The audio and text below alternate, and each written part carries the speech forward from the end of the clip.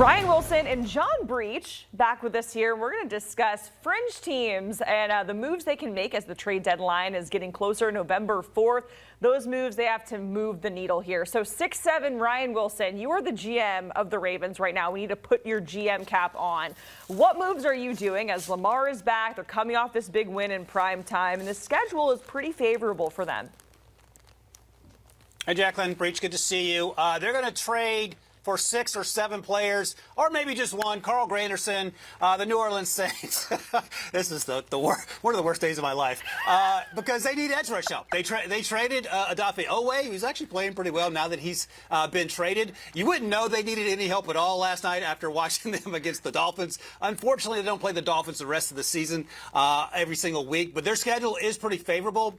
And when they get to January football, and I think they will get there, they're going to have to be able to get after the quarterback. And I think Carl Granderson would be an option we're not talking a lot about, would be relatively cheap, and would come in and help right away. So the offense feels like it's hitting its stride with a healthy Lamar.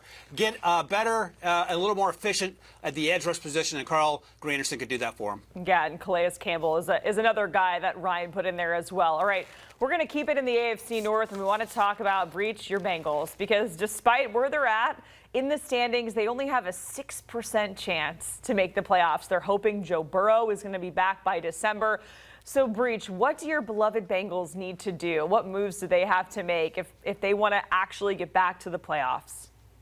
Well, Jacqueline, first let me say they did not trade for Joe Flacco to throw their season away this early. So they do not need to be a seller. They do not need to trade Trey Hendrickson. You hold on to him because you think he'd win this division. If you need to do anything, you try and find some pass rushing help. And I have them trading for Draymond Jones from Tennessee. So you call the Titans. You look at what the Bengals have done on defense this entire season. It's really nothing. They can't get any pressure on the quarterback. They can't stop the run. They can't stop the pass.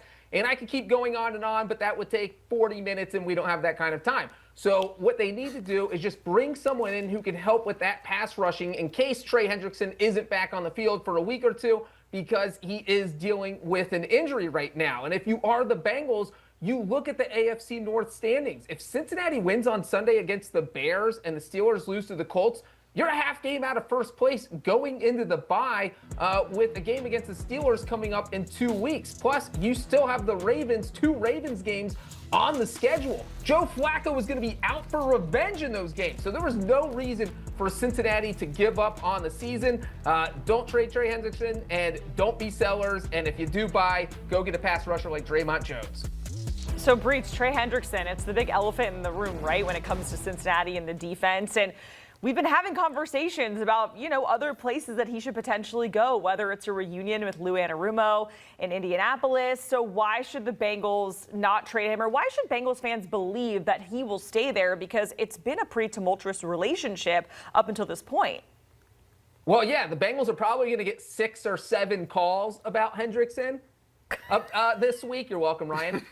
Look, but the thing is, their defense has been so bad this year. You can't give away your star player, because if you do trade Trey Hendrickson, you're just telling your fans that you have given up on the season and that everything is over. So you have to keep him because he is your key player. He's the only foundational guy on that defense. And if you're Cincinnati, maybe he leaves after the season because he's not under contract after 2025. So you're all in at this point. There's no reason to give up on that. And I understand they could lose him without getting any draft picks, without getting anything in return after the season. But that's a risk you have to take. If you want any chance to win this division, if you're the Bengals, you have to keep Trey Hendrickson. So you pick up the phone and you don't even talk. You just hang it up.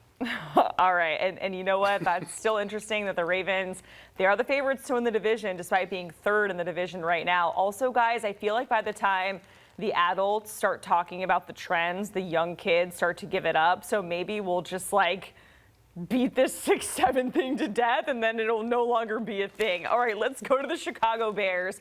They have a 43% chance to make the playoffs. So, Ryan, what position do they need to address at the trade deadline if they really want to make a push here? Hey, Jacqueline, let's facilitate killing this meme here. 6 or 7 Bengals players legitimately have asked to be traded. So I don't know what Breech is talking about or what world he's living in, but it's Fantasy Island. Come back to real world, Breech. Let me know when you get here because I'm the voice of reason, clearly. In terms of the Chicago Bears, they could use a little edge rush help as well. They got Montez Sweat a few years ago, and he has been dominant, but they have struggled to find someone to bookend him as an edge rusher, and Arnold Ebiketie, who plays for the Falcons, could be a candidate. And you might say the Falcons defense isn't very good. Turns out the Falcons defense is much better this year, in part because they used 2 first-round picks on edge rushers, James Pierce Jr. and Jalen Walker, who are playing really well. Drafted 2 other players in the defensive backfield who are having really strong starts to their season. And this would be a huge need to help a Chicago Bears team that needs to rebound from last week's loss and to remain competitive. They played better in year 1 with Ben Johnson, Caleb Williams in particular, but there's still room for growth, and they're going to be in this playoff conversation, and bolstering the defensive line will go a long way in helping that. Now, out of all the fringe teams we saw leading into this segment, the Niners have the highest chance to make the playoffs at 62%, and it's a team that has just been bit so hard by the injury bug once again. We talked about it last season. So, Breech, who are some guys that they should target here down the stretch? Yeah, you mentioned all the injuries, Jacqueline. The big ones are on defense. Their best defensive player, Fred Warner, out for the season. Their best pass rusher, Nick Bosa, out for the season. And so they clearly need some help on the defensive side of the ball. They already made a trade for Keon White. I think they need to make another trade or 2 and get more defensive help. So when you look at what they need to do, I would call up the New York Jets and see if Quincy Williams is available. I know a lot of teams are going to call about Quinnen Williams, but no, I'm calling about his brother, because you look at what he did.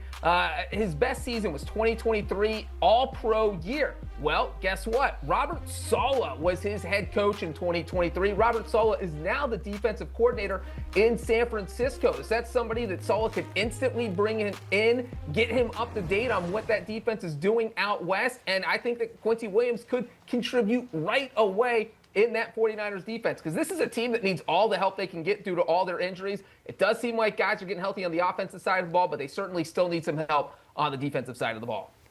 All right, so let's get to a pair of AFC South teams, starting with the Texans. A 31% chance to make the playoffs as it stands right now. And Ryan, we know the O-line has really been a big issue for this team, and protecting C.J. Stroud has been an issue all season long. Yeah, and it's not from lack of trying. They just haven't gotten it right.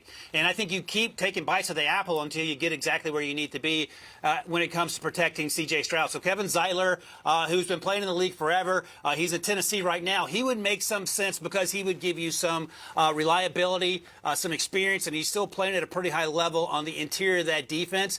And while you're at it, let's get a tight end as well. They do have Dalton Schultz, of course, and he's really good at what he does. There's no depth behind him. But if the ball has to come out of C.J. Stroud's hand quickly because the offensive line is struggling, what about Chigakonkwo? I don't think the Titans are in the business of keeping all their players because they've already moved on from a couple guys, and also they've only won 1 game, and this feels like another rebuild. So Chigakonkwo, who's an insanely athletic tight end, and can provide another security blanket on those short and intermediate routes for C.J. Stroud, could also be an option here. Both players would probably come relatively cheap. All right, let's go to the other AFC South team, the Jacksonville Jaguars. So some really disheartening news today out of Jacksonville. Liam Cohen saying that Travis Hunter is going to go on IR. So as a fan, I feel like I can tell you the fan base feels a little defeated as of right now. And this was a defense we've talked about, the 3 of us, many a times. They started off red hot at one point, led the league in takeaways. And Breech, you think they should head south over to Miami for maybe a certain edge rusher to bolster up that defense? Yeah, if Jacksonville wants to get the morale up in the fan base after that devastating Hunter news, you make a big trade. And so you call the Dolphins and you say, how about sending us Bradley Chubb? Because you guys need to have a fire sale. This team's going nowhere. Send him to Jacksonville. We would love him here. And I think it's a good thing for Jacksonville that the Dolphins lost to the Ravens on Thursday night. Then they fired their general manager. So you have to think that Miami is going to be open to making almost any deal or offer that comes their way.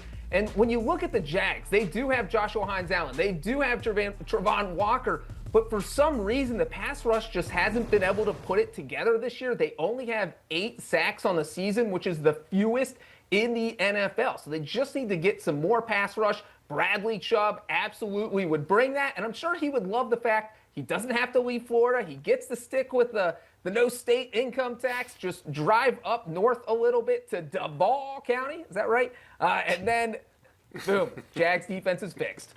It's Duval.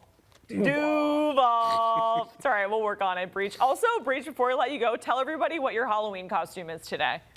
Well, I am the security guard at the Super Bowl. I've got my vest on, and you can see my Super Bowl logo here. But I'm the guy who let the protester on the field at the last Super Bowl, so I got fired, which is why I'm now here talking to you guys. It's a very, very specific Halloween costume. Thank you so much for sharing. Breech, Wilson, we appreciate it. Discussing the Fringe teams in the NFL and the moves that they need to make ahead of the NFL trade deadline. For more with Ryan Wilson and Rand Carthon, make sure you check out the With the First Pick podcast. In the latest episode, the guys are discussing the Saints and why they should draft a quarterback. You can watch right now by scanning that QR code on your screen.